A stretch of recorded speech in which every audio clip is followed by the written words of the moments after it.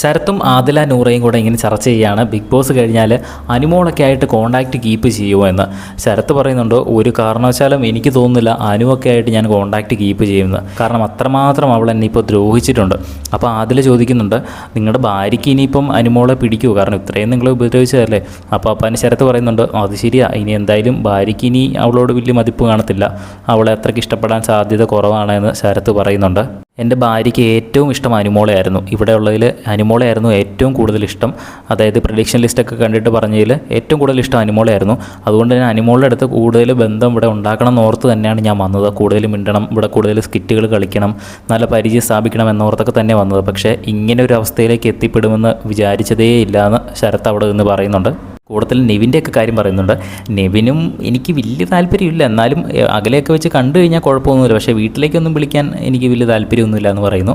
അത് കഴിഞ്ഞ് അതിലൂടെ നൂറയുടെ സ്പെഷ്യലായിട്ട് വീട്ടിലേക്ക് വരാനൊക്കെ പറയുന്നൊക്കെയുണ്ട്. ഇവരിങ്ങനെ ആരും കാണാതിരുന്ന് പറയുമ്പോൾ എനിക്ക് പെട്ടെന്ന് ഓർമ്മ വന്ന അനീഷിനെയാണ്. എല്ലാവരുടെയും മുൻപിൽ വെച്ച് ഇവരുടെ ഒറ്റ ഒരുത്തിനെ എൻ്റെ വീട്ടിൽ കയറ്റാൻ എനിക്ക് താല്പര്യമില്ലെന്ന് വന്നിട്ട് ഒരാഴ്ചയ്ക്കുള്ളിൽ എന്തോ പറഞ്ഞതാണ്.